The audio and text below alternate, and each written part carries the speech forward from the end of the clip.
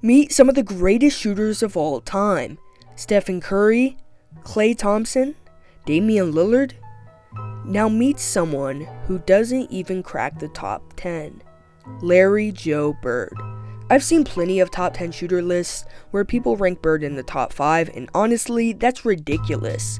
When JJ Redick said Bird wasn't a top 5 3-point shooter ever, people gave him a ton of backlash, but I'm taking it even further. Bird isn't even top 10. I can name 10 shooters off the top of my head who are better: Damian Lillard, Stephen Curry, Klay Thompson, Ray Allen, Reggie Miller, Kyle Korver, Kevin Durant, CJ McCollum, Joe Harris, and yes, even JJ Redick.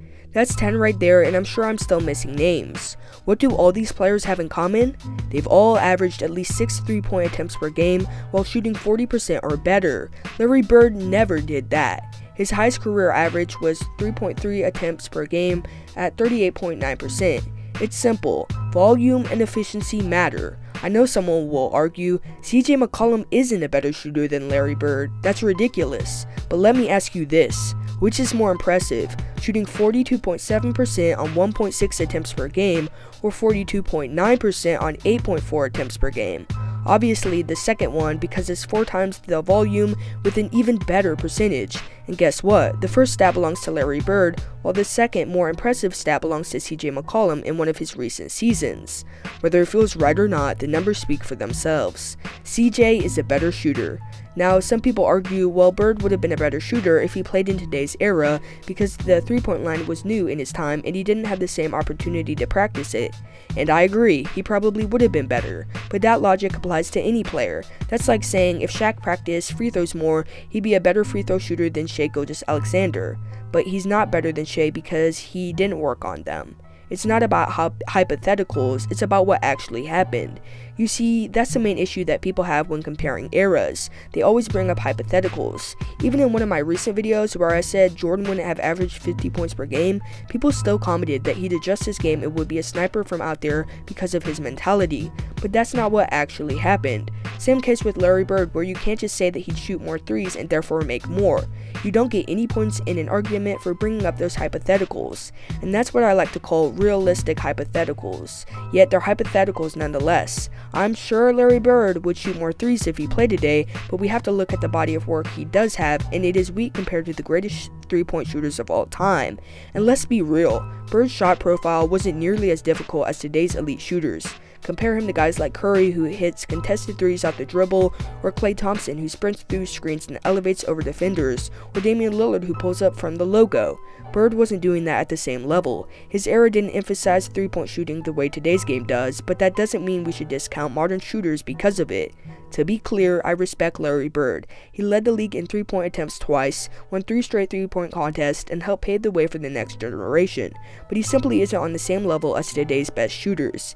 If you put him in the top 10, be honest about why. It's about giving credit for influence, not pure shooting ability. And one day, this same argument will apply to Steph Curry. As much as I admire him, the game will continue evolving.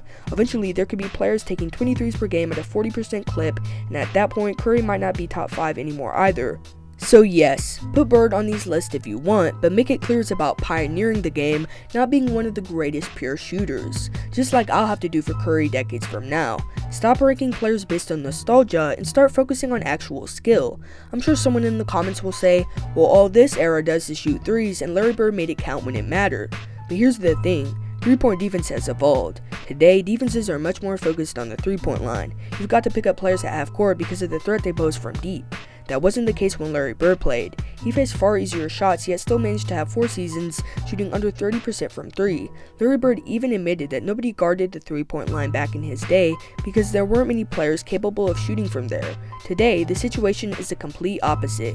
Defenses now have full team schemes dedicated to limiting a player's 3-point attempts. We've seen players like Ricky Rubio guarding behind James Harden because Harden's step back 3 is just that lethal. That's the level of adjustments teams make now to defend today's sharpshooters. The 3-point shooting today is on another level. You'd never see a smart defender in this era saying, I'm not going to guard above the 3-point line because not many guys can shoot from out there. Maybe there's something that someone in Bird's era could say, but that wouldn't fly in today's NBA. Imagine if teams this season didn't press up on some of the guards when they crossed half court. that would have been bad for them. Take Game 5 of the 2022 Finals. What if the Celtics hadn't face guarded Stephen Curry? Sure, they lost the series, but they would have been in an even worse position if Marcus Smart and Derek White weren't chasing Curry around screens and pin downs. You see, the league has adjusted and started implementing all these strategies because three-point shooting has become so elite that coaches have to be incredibly creative in how they prepare to defend it. Now that we've talked a lot about in-game shooting, let's address the three-point contest. Larry Bird won it 3 times in a row and famously asked who's coming in second place before going on to win it. But I think too many people focus on the mentality and narrative around Bird, emphasizing how different he was instead of just looking at the facts. Sure, Bird never had the money ball, which is worth 2 points like today's contestants, so his scores will never compare directly. However, when we look at shots made, he doesn't even crack the top 10. The only real record Bird holds in the contest is the most consecutive wins. 3 in 1986, 1987, and 1988. So when people bring up his dominance in the contest, let's keep it real. It's not a strong indicator of overall shooting ability, and he's not exactly setting any records that put him in a class of his own. So in conclusion, saying Larry Bird is a top 10 greatest three-point shooter of all time is one of the worst takes ever. He just isn't, and I think he was a great shooter, but he pales in comparison to the shooters we have today, just like the shooters we have today will be incomparable to the shooters who will soon grace an NBA court. There could be somebody in kindergarten now that is going to grow up to be the greatest shooter of all time, including being better than Curry. But what do you think? Do you agree that Larry Bird is in the top 10 greatest three-point shooter of all time? Tell me in the comment section below. Until next time, peace.